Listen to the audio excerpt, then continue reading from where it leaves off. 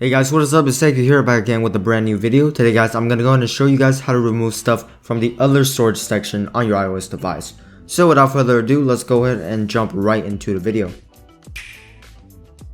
One of the easiest ways to free up some space in the others section is to clear out the caches in Safari.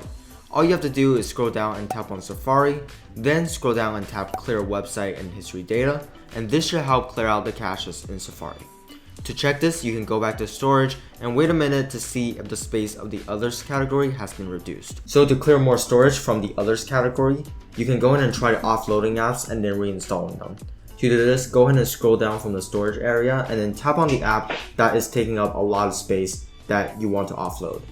After that, you can go in and tap offload app, and this won't delete the app itself, but it will free up storage from the app while still keeping the documents and data. Then you can just install it again immediately, but in the process of doing this, it will clear out a lot of the useless cache files that was stored in the others category of storage. And you can try this with as many apps as you want to free up more storage. So there we go guys, thank you so much for watching today's video. If you guys would like to see more videos just like this, make sure to hit that subscribe button. And if you found this video helpful, make sure to leave a like. Again, thank you guys so much for watching, and I'll see you guys on the next one.